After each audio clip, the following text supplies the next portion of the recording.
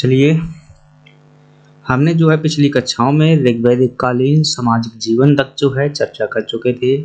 आज की चर्चा हमारी ऋग्वैदिक कालीन आर्थिक जीवन पर होगी। दोस्तों, यह है थोड़ा सा 2 दिन के बाद जो है क्लास हुई है। हम जो है रक्षाबंधन के लिए जो है इसमें छुट्टी कर ली थी और उसके बाद जो है ये हमारी पहली क्लास है और आज ऋग्वैदिक कालीन आर्थिक जीवन के बारे में चर्चा करेंगे। चलिए क्लास की शुरुआत करते हैं। बता दूं, यदि आप यूपीएससी, आईएएस, पीसीएस या फिर नेट जेआरएफ हिस्ट्री से यूजीसी नेट देना चाहते हैं और आप किसी भी भारत के अंदर परीक्षा की तैयारी करते हैं, यह आपके लिए क्लास है। चलिए शुरुआत करते हैं। अभी तक यदि आपने हमारे चैनल को सब्सक्राइब नहीं किया हुआ है, सब्सक्राइब करिएगा। कोई प्रश्न हो तो कमेंट बॉक्स में जरूर बताइएगा। एक जानकारी और दोस्तों, आपके द्वारा जो है कमेंट किया जाता है कि जो आप जानकारी देते हैं क्या ये अपनी मर्जी से देते हैं, तो कोई भी जानकारी अपनी मर्जी से नहीं दिया जाता है। मैं इन बातों का पूरी तरह से ध्यान रखता हूं कि मेरी पूर्वाग्रह क्या है, मैं किसके प्रति आसक्त हूं, किसके प्रति लगाव रखता हूं, किसके प्रति निरपेक्ष हूं, इन सभी बातों का मैं ध्यान रखता हूं और एक निष्पक्ष रूप से एक शिक्षक की भांति जो है पढ़ाने का प्रयास करता हूं। हर बात का प्रमाण देना दोस्तों, ऐसा लिखना कि मैं जो ये बता रहा हूँ ये इस पुस्तक के अनुसार बता रहा हूँ, इस किताब के अनुसार बता रहा हूँ, इस अभिलेख के अनुसार बता रहा हूँ, ये पॉसिबल नहीं है। ना ही ऐसा कोई टीचर बता सकता है, ना ही ऐसा कोई किताबें बता सकती हैं। जो आपका ये कमेंट किया गया था, तो आप समझ जाइए कि जो है जानकारी है स्टैंडर्ड बुकों के, मैं RS शर्मा की जो प्राचीन भारत की किताब है, दृष्टि IAS के नोट्स और NCERT बुक को जो है मैं एक आधार बना करके अपना खुद का कंटेंट तैयार करता हूँ। उनमें जो लिखित बातें हैं प्रमाणिक तौर पर जो है स्टैंडर्ड बुकें हैं और उन्हीं का मैं उपयोग करता हूँ। चलिए क्लास की शुरुआत करते हैं। खैर, कुछ लोग जो है कमियां निकालने के लिए होते हैं। खैर, आपका स्वागत है, इसी प्रकार से कमियां निकालिएगा ताकि हम और बेहतर जो है करने का प्रयास करें। दोस्तों, ऋग्वैदिक कालीन आर्थिक जीवन, जैसे ही आपके पास में ऋग्वैदिक काल शब्द आता है तो आपके तुरंत ही दिमाग में आ जाना चाहिए कि हम चर्चा कहाँ कर रहे हैं। 1500 से लगा करके 1000 ईसा पूर्व के मध्य में चर्चा कर रहे हैं। दोस्तों, आर्य भारत में आए हुए थे, वह क्या क्या आर्थिक गतिविधियां कर रहे थे, उन्हीं बातों का हमें आर्थिक जीवन के रूप में जानना है। दोस्तों, मैं जानकारी के लिए बता दूं, इस समय तक अभी तक जो है लोहा का आविष्कार नहीं हुआ था, इसलिए कृषि जो है बड़े पैमाने पर नहीं की जा रही थी। यहाँ का जो है पशुपालन जो है मुख्य रूप से प्राथमिक पेशा था। वस्तु विनिमय प्रणाली चलती थी।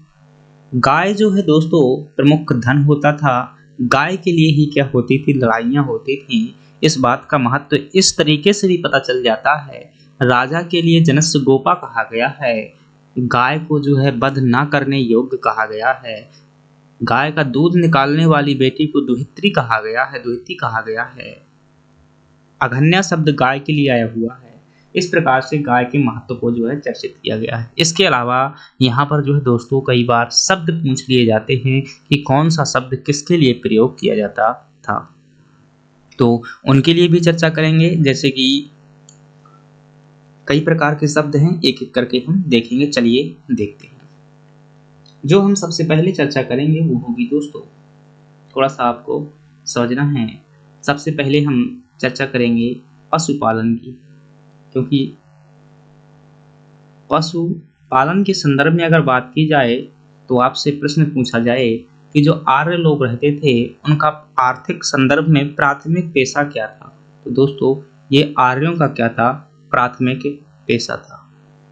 और हम ये पहले ही पढ़ चुके हैं कि आर्य संस्कृति जो थी एक कैसी संस्कृति थी, ग्रामीण संस्कृति थी, और कृषि यहाँ पर जो है द्वितीयक पेशा हुआ करता था। दोस्तों, पशुपालन में देखेंगे तो यहाँ के अगर पशुओं की बात की जाए कि प्रमुख पशु कौन था, सबसे प्रमुख पशु कौन था, तो दोस्तों गाय जो है प्रमुख पशु हुआ करता था। याद रखिएगा, कई बार ये प्रश्न पूछा जाता है कि गाय के लिए जो है अघन्या शब्द का प्रयोग किया गया है। अघन्या जिसका मतलब होता है वध ना करने योग्य, वध ना करने योग्य। अगर इसका वध कर दिया जाता है तो बहुत घोर अपराध होता है। फ्रेंड्स, अगर आप गाय का वध कर देते हैं तो है यहाँ पर मृत्युदंड, मृत्युदंड या देश से क्या कर देना, निर्वसन कर देना, निर्वसन कर देना। ऐसे जो है अपराधों के बारे में हमें ऋग्वेद में जो है ये शब्द जानकारी के रूप में देखने को मिल जाते हैं कि अगर गाय की हत्या करते हो तो मृत्युदंड के समान तुम्हें दंड दिया जाएगा, देश से निर्वसित कर दिया जाएगा। फ्रेंड्स, ये सभी शब्द आते हैं परीक्षाओं में। एक आपसे जो गाय की चोरी के बारे में भी उल्लेख मिलता है कि जो गाय की क्या करते थे, चोरी करने वाले लोग होते थे, उन्हें पणी नाम से जाना गया है। ये शब्द भी आपको ऋग्वेद में ही देखने को मिल जाएगा। जितना भी यहाँ पर देखने को मिलता है उसकी अधिकांश जानकारी ऋग्वैदिक काल की हमें या तो ऋग्वेद में मिल जाती है या तो उससे संबंधित जो भी ग्रंथ हैं जैसे कि ब्राह्मण ग्रंथ हैं, उपनिषद हैं, उनमें मिल जाती है। हालांकि उपनिषदों की रचना जो है बाद में हुई थी। तो चोरी करने वाले को क्या कहा जाता था, पणी कहा जाता था। अघन्या शब्द गाय के लिए आया हुआ था। दोस्तों, गाय के लिए एक शब्द और आता है, आपको याद रखना चाहिए। इसे क्या कहा गया है, अष्टकर्णी भी जो है गाय के लिए शब्द आया हुआ है, अष्टकर्णी। दोस्तों, ये शब्द जो है कहीं ना कहीं गाय के लिए प्रयोग किया गया है और ये इस बात का संकेत देता है कि अष्ट मतलब होता है 8। कहीं ना कहीं ये अधिकार के बारे में बताता है कि जो है इसमें एक से अधिक लोगों का अधिकार है। दोस्तों, इस समय पर जो भी ब्राह्मण हुआ करते थे, पंडित हुआ करते थे, जो भी साधु संत हुआ करते थे, जो दान के रूप में उन्हें दिया जाता था, याद रखिएगा भूमि दान की प्रथा यहाँ पर जानकारी हमें देखने को नहीं मिलती है। भूमि दान का पहला अभिलेखीय प्रमाण हमें सातवाहन काल में देखने को मिलेगा। यहाँ पर जो है गाय को ही दान किया जाता था और दासियों को दान किया जाता था। तो गाय और दासी के दान की जानकारी मिलती है। एक शब्द आता है फ्रेंड्स जो है, तो गाय के लिए गविष्टि शब्द भी कहीं ना कहीं प्रयोग किया गया है। गविष्टि, गविष्ट शब्द भी गाय के लिए ही प्रयोग किया गया है। दोस्तों, गाय के संदर्भ में ही एक शब्द मिलता है, प्रयोग होता है, जो दुहिता के रूप में जाना जाता है।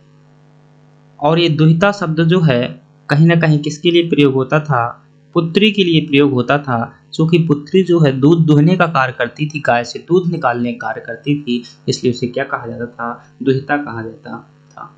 तो इस प्रकार से हमने क्या देखा, गाय के बारे में देखा। सर्वप्रमुख पशु कौन था, गाय था। गाय के लिए दोस्तों राजा क्या किया करते थे, लड़ाई किया करते थे। क्योंकि अर्थव्यवस्था में पशुपालन जो क्या था, प्राथमिक पेशा था, इसलिए आर्य लोग क्या करते थे, गाय चराते थे।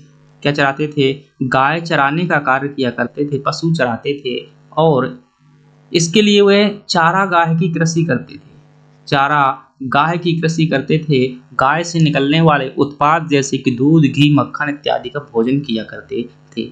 तो चूंकि गाय चराते थे, जो लोग पशु चराता हो, तो कृषि का यहाँ पर ज्यादा उत्पादन महत्व नहीं था। हालांकि जो आर्य लोग खाने का कार्य करते थे, तो यौ से जो जवा होता है, जौ, उसको जो है दूध, दही इत्यादि मिला करके खाते थे। हालांकि ये चर्चा हम सामाजिक जीवन के संदर्भ में कर चुके हैं।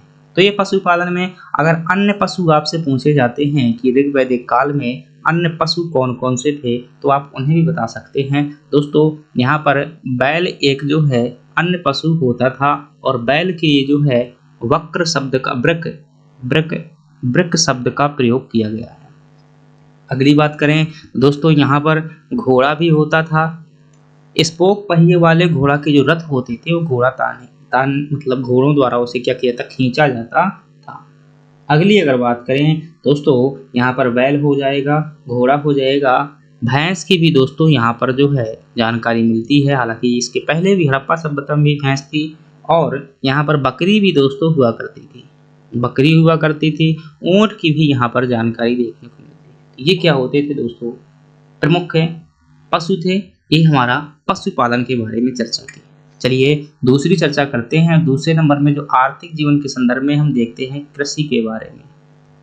और दोस्तों, जब हम कृषि की बात करते हैं तो आपको ध्यान रखना है कृषि जो है ऋग्वैदिक काल में आर्यों का क्या हुआ करता था, द्वितीयक पेशा हुआ करता था। क्या होता था फ्रेंड्स, द्वितीयक पेशा हुआ करता था। अभी हम आगे चल करके देखेंगे जैसे ही लोहा का आविष्कार होगा और उत्तर वैदिक काल में कर्म कांडों की प्रधानता होगी, लोगों द्वारा ब्राह्मण धर्म का विरोध किया जाने लगेगा, क्योंकि लोहा के आविष्कार होने के बाद जो है कृषि का बहुत तेजी से व्यापक विकास होगा। अभी क्या है, कृषि जो है द्वितीय पेशा है। फ्रेंड्स याद रखिएगा कि जो ऋग्वेद है, ऋग्वेद और ऋग्वेद का जो चौथा मंडल है, यहाँ पर जो है कृषि कार्यों का उल्लेख किया गया है। किसकी जानकारी मिलती है, कृषि कार्यों की जानकारी मिलती है। आई थिंक एक व्यक्ति है जिसका नाम है पृथुवैन्य शायद नाम है, उसे पहला भारत का कृषि इंजीनियर के नाम से जाना जाता है। इसी में जिक्र मिलता है ये कुछ तकनीकों को क्या करता है, विकास करता है। इसी में चौथे मंडल में जानकारी मिलती है कि मनु द्वारा जो है पहली बार जो है क्या की गई थी, कृषि की गई थी। फ्रेंड्स अगर आप देखेंगे यहाँ पर जो है एक शब्द ऋग्वेद में हमें उर्वरा शब्द का प्रयोग देखने को मिल जाता है। क्या उर्वरा शब्द का देखने को मिलता है प्रयोग? अगर यहाँ पर देखेंगे तो फ्रेंड्स एक लांगल शब्द का यहाँ पर हमें जिक्र मिलता है, लांगल शब्द का जिक्र मिलता है। इसके अलावा यहाँ पर फ्रेंड करीस शब्द का जिक्र मिलता है और सकृत शब्द का जिक्र मिलता है। अगली बात करें तो यहाँ पर दोस्तों एक जो है सीता शब्द का जिक्र मिलता है। अगली बात करेंगे तो यहाँ पर फ्रेंड्स एक अवट शब्द का जिक्र मिल जाता है। ये सभी कृषि संबंधित शब्दावली हैं। अवट शब्द का जिक्र मिलता है। एक यहाँ पर कीवास शब्द का जिक्र मिल जाता है, कीवास शब्द का जिक्र मिलता है। और इसके अलावा फ्रेंड्स यहाँ पर पर्जन्य शब्द का भी आपको जिक्र देखने को मिलेगा। साथ ही साथ यहाँ पर तक्षण शब्द का भी जिक्र देखने को मिल जाता है। और यहाँ पर कुशीद भेषज ये जो है शब्द भी कहीं ना कहीं आर्थिक जीवन से संबंधित हैं। और तो ये आपको ध्यान रखना। अनाज शब्द का भी एक जिक्र मिलता है। क्या भाई, अनस शब्द का भी जिक्र मिलता है। किस लिए आए हुए हैं ये शब्द, तो आप समझ जाइएगा। अनस शब्द जो है दोस्तों बैलगाड़ी के लिए प्रयोग हुआ है। किसके लिए, बैलगाड़ी के लिए प्रयोग हुआ है। अब बैलगाड़ी रही है तो आप दिमाग लगाइएगा भाई, किस लिए जो है कहीं ना कहीं इसमें मालवाहक के रूप में कार्य किया जाता होगा, परिवहन के रूप में इसका उपयोग किया जाता होगा।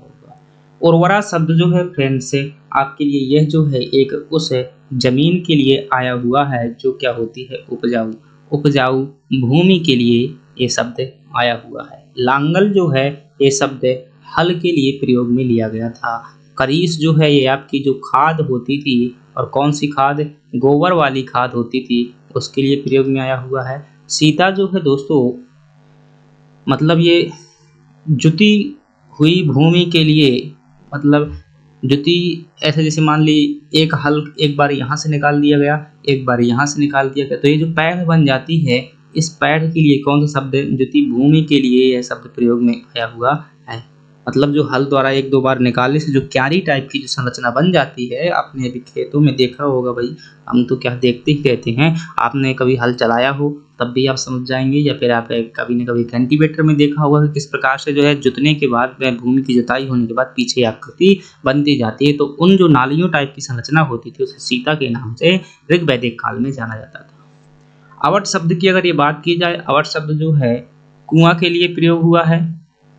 एक कुल्या शब्द भी देखने को मिल जाता है हमें कई बार, कुल्या शब्द, और ये नहरों के लिए जो है प्रयोग हुआ है। कीवास शब्द जो है फ्रेंड्स, कीवास शब्द जो है हलवाहा के लिए प्रयोग किया गया है। हलवाहा जैसे प्राचीन काल में जो है जिनके पास में जमीन नहीं होती थी तो भाई क्या करते थे, एक दूसरे के यहाँ पर नौकरी टाइप की करते थे, तो उन्हें हलवाहा कहा जाता था। ये पर्जन्य शब्द जो है कई बार बादल के लिए जो है प्रयोग हुआ है। हालांकि बादल का विस्तृत वर्णन जो है कौटिल्य द्वारा अपनी अर्थशास्त्र में प्रस्तुत किया जाएगा, हालांकि यहाँ पर प्रयोग हुआ है। तक्षण शब्द जो है बढ़ई के लिए प्रयोग हुआ है, जो कृषि संबंधी उपकरणों के निर्माण के लिए प्रयोग होता था। कुसीद शब्द जो है दोस्तों उन लोगों के लिए प्रयोग है जो ऋण देने का कार्य करते थे, ऋण देने का कार्य करते थे। और ये वह साधारण नहीं होते, महाजन टाइप के थे और ये दोस्तों बहुत ज्यादा मात्रा में ब्याज लिया करते थे। विशद शब्द जो है ये वैध के लिए प्रयोग हुआ है। इसके अलावा दोस्तों कुंभकार उद्योग भी यहाँ पर देखने को मिलते हैं।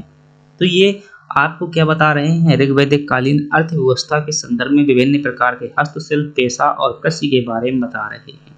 तो इन्हें आप अलग अलग हेडिंग डाल के भी उपयोग में ले सकते हैं कि जैसे ये हलवाहा वाला जो है कि ऐसा लिख सकते हैं मेंस वगैरह में कि कई लोग जो है भूमिहीन हुआ करते थे, जो एक दूसरे के यहाँ पर नौकरी करते थे, उनके लिए जो है कीवास शब्द का प्रयोग ऋग्वेद में देखने को मिलता है। संभवतः वे कुछ पैसों के लिए या फिर भोजन के लिए नौकरी करते रहे होंगे। पर्जन्य शब्द जो है बादल के लिए देखने को मिलता है। कृषि के संदर्भ में सिंचाई के लिए जब चर्चा होती है तो वहाँ पर एक शब्द आता है। बढ़ई जो है जो लकड़ी का काम करने वाले होते थे उन्हें बढ़ई कहा जाता था। विशद जो है चिकित्सा का पेशा अपनाने वाले लोग होते थे। तो इस प्रकार से फ्रेंड्स हमने क्या देखा, ये देखे अभी थोड़ा सा और जो है कृषि के संदर्भ में कुछ और है। अगर आपसे ये कभी शब्द आ जाए धान्य शब्द किसके लिए प्रयोग हुआ है ऋग्वेद में, तो धान्य शब्द दोस्तों ये अनाज के लिए शब्द प्रयोग किया गया है। किसके लिए, अनाज के लिए धान्य शब्द प्रयोग में लिया गया है। एक उर्दर शब्द का भी हमें कई बार प्रयोग देखने को मिल जाता है। उर्दर शब्द तो क्या होता था, एक प्रकार का ये मतलब क्या होता था भाई, पात्र होता था। क्या होता था, पात्र होता था, बर्तन होता था, यूं समझ लीजिएगा भाई ये मापक उपकरण होता था। क्या होता था, मापक उपकरण होता था। अगर आप गांव में रहते हैं तो आज भी ये व्यवस्था भी देखने को मिलती है कि जैसे आपने क्या है भाई, जो घड़ा लिया है आपने तो उसको 3 क्रूरा 4 क्रूरा में ऐसे, मतलब एक क्रूरा क्या होता है, लकड़ी से बना हुआ भाई पात्र होता है। उसमें लगभग हर तान का होता है, हर तरह का होता है कि किसी में 1 किलो गेहूं बनता है, किसी में 2 किलो बनता है। तो उस बर्तन के अनुसार जो है एक घड़े की कीमत डिसाइड की जाती है। कई बार जो है एक घड़ा जो है 2 उसे मतलब पात्र के बराबर दिया जाता है, भर भर के गेहूं दे दिए जाएंगे 2 बार और एक घड़ा की कीमत हो जाती है। तो ये क्या है आपके, यही ऐसा उर्दर एक प्रकार का मापक है, उपकरण होता था, जो एक बर्तन होता था, इसमें अनाज वगैरह माप करके लिया जाता था। तो ये शब्द भी देखने को हमें कहाँ मिल जाते हैं। इसी प्रकार से ब्रीह शब्द भी कई बार हमें देखने को मिल जाता है। ब्रीह शब्द तो ये भी गेहूं के लिए जो है शब्द प्रयोग में होता था। इसके अलावा यव शब्द जो है, यव यह है जव के लिए प्रयोग होता था, जबा जिसे बोल देते हैं कई बार। तो ये शब्द क्या है आपके कृषि के संदर्भ में जो है बताते हैं। तो हमने क्या देखा, ऋग्वैदिक कालीन कृषि के संदर्भ में देखा। तीसरी बात करते हैं और तीसरी बात में हम क्या देख लेते हैं, व्यापार के बारे में देख लेते हैं। तो व्यापार के बारे में आप क्या बता सकते हैं कि आर्य लोग जो होते थे वह जो है फ्रेंड्स स्थल से ही व्यापार करते थे। कहाँ से, वह समुद्र शब्द जो है पानी के लिए प्रयोग में लेते थे और समुद्र पार करना जो है वेदों ग्रंथों में क्या बनाया गया है, पाप बताया गया है। इसलिए समुद्र से जो है जल व्यापार की जानकारी हमें वैदिक काल में देखने को नहीं मिलते। तो इस प्रकार से किसका मुख्यतः स्थल मार्ग का उपयोग करते थे, स्थल मार्ग का उपयोग करते थे। संभवतः हो सकता है कि भाई ऊंट के माध्यम से कई क्षेत्रों तक जाते हों, या फिर हो सकता है बैलगाड़ी के माध्यम से ज्यादा लंबा व्यापार ये नहीं करते थे। तो स्थल मार्ग से व्यापार के लिए क्या करते थे, प्रयोग करते थे। इस क्षेत्र में जो व्यापार के क्षेत्र में दोस्तों पणी लोग हुआ करते थे। क्या हुआ करते थे, पणी लोग हुआ करते थे जो व्यापार के संदर्भ में अधिकार रखते थे। तो अभी आगे चल करके हमें इन्हीं की श्रेणी के संदर्भ में एक शब्द मिलेगा, श्रेणी शब्द मिल जाएगा। क्या मिल जाएगा, श्रेणी शब्द मिल जाएगा, जो कि व्यापारियों की क्या होगी, एक समूह होगा, उसमें देखेंगे। विभिन्न प्रकार के उद्योग भी यहाँ पर आप लिख सकते हैं, जैसे कि कुंभकार उद्योग। कुंभकार उद्योग के बारे में जानकारी मिलती है। तक्षण शब्द हमने देखा था, जो बढ़ई के लिए कौन शब्द आया था, तक्षण शब्द आया था। इसके अलावा यहाँ पर बुनकर हुआ करते थे, जो कपड़े बुनने का कार्य किया करते थे। ये फ्रेंड्स आपके क्या हो जाएंगे, चर्मकार शब्द भी यहाँ पर हमें प्रयोग में मिलता है, जो कि कहीं ना कहीं जो है चर्मकार, ये भी एक प्रकार का पेशा हुआ करता था। तो ये व्यापार जो है, व्यापार में इसमें हस्तशिल्प भी शामिल हो जाएगा। आप जो छोटी छोटी बातें लिख सकते हैं, जैसे कि बर्तन बनाने वाला हस्तशिल्प भी होता था, कुम्भकार हो जाएगा। लकड़ी से कार्य करने वाला बढ़ई हो जाएगा। लोहार का भी आप जिक्र कर सकते हैं, जो लोहे का काम किया करते थे ऋग वैदिक काल में। क्योंकि यहाँ पर जो है लोहा की अभी जानकारी नहीं मिलती है। अभी उत्तर वैदिक काल में लोहा का प्रयोग करेंगे तो वहां पर ज्यादा बेटर तरीके से उस शब्द का प्रयोग किया जाएगा, यहाँ पर उसका प्रयोग मैं नहीं कर रहा हूँ। चलिए आगे बात करते हैं। विनिमय के रूप में हम देख सकते हैं, जब आर्थिक जीवन की चर्चा करते हैं तो चौथे नंबर में हम देख लेते हैं कि विनिमय के रूप में विनिमय प्रणाली देख लेते हैं। विनिमय प्रणाली के रूप में यहाँ पर क्या चलता था। विनिमय प्रणाली का फ्रेंड्स आशय होता है कि एक वस्तु खरीदने के लिए उसके बदले में हम क्या देते हैं, वस्तु ही देते हैं, या फिर कह देते हैं कि भाई मैं इसके बदले काम करवा देता हूँ, या फिर कोई मुद्रा देते हैं। तो यही क्या है, विनिमय प्रणाली है। तो यहाँ पर फ्रेंड्स प्रधान रूप में अगर देखा जाए तो कैसे यहाँ पर वस्तु विनिमय प्रणाली हमें देखने को मिल जाती है। वस्तु विनिमय प्रणाली देखने को मिल जाती है। इसका मतलब क्या है कि एक वस्तु उससे ले ली और उसके बदले में उसे दूसरी वस्तु दे दी। कई बार गायों का भी प्रयोग किया जाता था। गाय और दासियों को जो है एक वस्तु के विनिमय के रूप में दे दिया जाता था। 5,000 रुपया मैंने आपका कर्जा लिया है, तो मेरे पास 50 गाय हैं और 2 दासियां हैं, तो मैं कह दूंगा कि भाई ये गाय ले जाओ और दासियां ले जाओ। दासियां क्या करेंगी, गाय चराएंगी। तो इस प्रकार से क्या हो गई, ये वस्तु विनिमय प्रणाली हो गई। अगली बात करें तो यहाँ पर एक शब्द हमें देखने को मिल जाता है फ्रेंड्स, निष्क शब्द हमें देखने को मिल जाता है। निष्क शब्द देखने को मिल जाता है। निष्क शब्द संभवतः जो दोस्तों ये आपकी सोना अथवा चांदी धातु के लिए, यानी कि कीमती धातुओं के लिए यह शब्द प्रयोग किया जाता था। यहाँ पर हमें आयत शब्द भी देखने को मिल जाता है। आयत शब्द, और आयत शब्द जो है दोस्तों संभवतः ये तांबा और कांसा के लिए प्रयोग में लिया जाता था। ये शब्द जो है जिक्र करने के लिए मिलते हैं, मतलब कि ये है धातुओं के रूप में प्रयोग होते थे और ये धातुएं जो काफी कीमती होती थी। इनकी निष्क और अयस्क की जानकारी हमें जो है ऋग्वेद में देखने को मिलती है। इनसे कई बार जो है आभूषण भी बनाए जाते थे और कांसे का जो है उपयोग कई बार बर्तन वगैरह बनाने में भी किया जाता था। तो ये आपके क्या हो गए, विनिमय प्रणाली के रूप में इनको देख सकते हैं। एक शब्द आप देख सकते हैं कि यहाँ पर एक शब्द हमने वहां पर क्या देखा था, कुसीद शब्द देखा था। तो कुसीद शब्द जो फ्रेंड्स होता था वह संभवतः ऋण लेने वाले के लिए वह शब्द प्रयोग में लिया गया है। लेकिन यहाँ पर जो एक शब्द देखने को मिलता है हमें वेकनाट, कौन सा शब्द है, वेकनाट शब्द हमें देखने को मिल जाता है। वेकनाट वहां पर जहां पर पिछले भी बताया है, तो वहां पर मैंने जो कहा है कि अधिक ब्याज देने वाले जो होते थे, तो वो शब्द आप वहां से हटाइएगा, ऐसा लिख दीजिए। कुछ चीज की जानकारी मिलती है, बस थोड़ा सा मैं उसका भी एक्सप्लेनेशन में क्लियर नहीं हूँ, इसलिए नहीं देना चाहता। वेकनाट की बात करें अगली क्लास में उसका मैं जो है बता दूंगा। वेकनाट की बात करें तो ये क्या होते थे दोस्तों, सूदखोर होते थे। क्या होते थे, सूदखोर होते थे। सूदखोर थे जो अधिक ब्याज पर ऋण दिया करते थे, ऋण दिया करते थे। तो ये वास्तव में जो मैंने पहले लाइन प्रयोग की है वो किसके लिए थी, वेकनाट अर्थात सूदखोर के लिए थी। तो ये फ्रेंड्स क्या हो गई, हमारी जो है ऋग्वैदिक कालीन अर्थव्यवस्था के बारे में हो गया। और चाहें तो आप लिख सकते हैं एक शब्द और, एक कर प्रणाली के रूप में बता सकते हैं। यहाँ पर कर प्रणाली के रूप में बता सकते हैं। कर प्रणाली में देखेंगे तो फ्रेंड्स से यहाँ पर बता सकते हैं कि नियमित कर व्यवस्था नहीं थी। क्या मतलब कि एक कर व्यवस्था जो थी कैसी थी, ऐच्छिक कर व्यवस्था हुआ करती थी। अगर चाहो तो आप दे सकते हैं, ऐच्छिक कर व्यवस्था होती थी। यहाँ पर स्थायी कर व्यवस्था नहीं थी। जो है एक बलि के रूप में शब्द हमें प्रयोग हुआ देखने को मिलता है इस काल में। और बलि शब्द जो है यह उपहार के लिए दिया जाता था, उपहार के लिए किया जाता था। जैसे कि राजा के लिए क्या है, कुछ उपहार हम देते हैं, फूल दे सकते हैं, कुछ फल दे सकते हैं, नारियल वगैरह, आम वगैरह। तो ये शब्द जो है बलि के रूप में हुआ करता था। अब यह आगे चल करके जब उत्तर वैदिक काल में जाएंगे तो यह जो हो जाएगा, क्या हो जाएगा, एक नियमित हो जाएगी, मतलब कर देना ही पड़ेगा, बाध्यकारी हो जाएगा वहां पर। यहाँ पर ऐसा नहीं था। इस प्रकार से फ्रेंड्स ये क्या थी, ऋग्वैदिक कालीन आर्थिक जीवन था।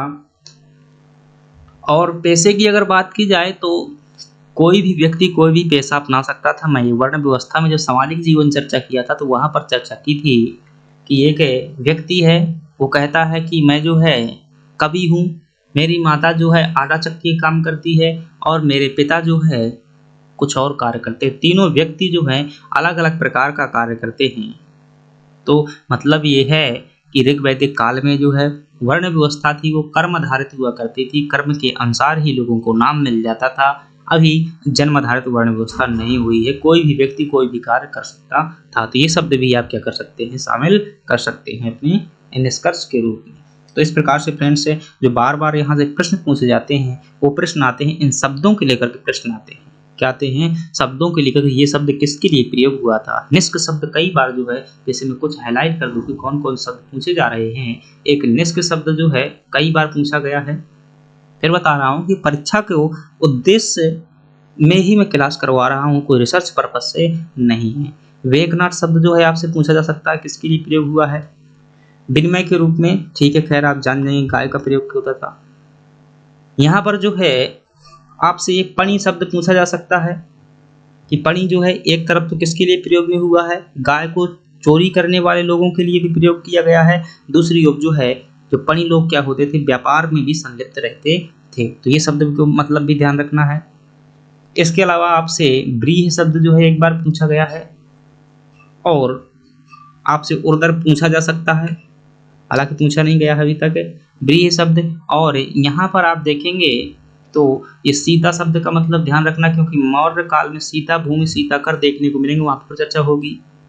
भेषज शब्द आपसे पूछा जा सकता है कि भेषज शब्द जो किसके लिए प्रयोग में किया गया था, वैद्य के लिए। और फ्रेंड्स अगर बात करें यहाँ पर तो ये पूछा जा सकता है कि आपका ऋग्वेद का कौन से मंडल में कृषि संबंधी जानकारी देखने को मिलती है, चौथे मंडल में आपसे। और जो आगे बात करें यहाँ पर पूछा जा सकता है कि ये पूछा जा सकता है कि ऋग्वैदिक कालीन आर्थिक जीवन का जो होते लोग होते थे उनका प्राथमिक पेशा क्या था। तो आप क्या बताएंगे, पशुपालन। अघन्या शब्द किसके लिए प्रयोग हुआ है, मोस्ट इंपोर्टेंट है। और ये वाला शब्द भी कई बार पूछे जाने की प्रबलतम संभावना है। अष्टकर्णी, दुहिता शब्द। और यहाँ पर इतने शब्द जो है ये इंपॉर्टेंट है, आपसे पूछे जा सकते। चलिए, अगर आपको ये क्लास पसंद आई हुई है तो लाइक सब्सक्राइब कर सकते हैं, और कोई प्रश्न हो तो कमेंट बॉक्स में बताइएगा। थोड़ा सा ये समझ करके बताया कीजिएगा भाई प्रश्न है कि एक भी जो आपको ये सब चीज़ें बता रहा है वह भी एक क्या है, व्यक्ति है, और वह भी किसी न किसी प्रतियोगी परीक्षा को टारगेट करके ही ये क्लासें करवा रहा है। बस मेरा उद्देश्य क्या है, परीक्षा तक सीमित है। चूँकि मैं भी एक क्या हूँ, थोड़ा सा IAS मतलब लेवल की मैं एग्ज़ाम देता हूँ, PCS की भी देता हूँ, इंटरव्यू में भी सिलेक्ट हो चुका हूँ, कई बार मेंस लिख चुका हूँ, अभी फाइनल सिलेक्शन नहीं हुआ है। देखो फिर से भी इंटरव्यू है मेरा। तो इन चीज़ों को आप ध्यान में रख करके मतलब किसी अपने जो पूर्वाग्रह को एक साइड रख के भाई आप किस जाति के हैं, किस धर्म के हैं, उन चीज़ों को एक साइड रख के प्रश्न कीजिए, तो मुझे लगता है मैं ज़्यादा उचित जवाब दे पाऊंगा।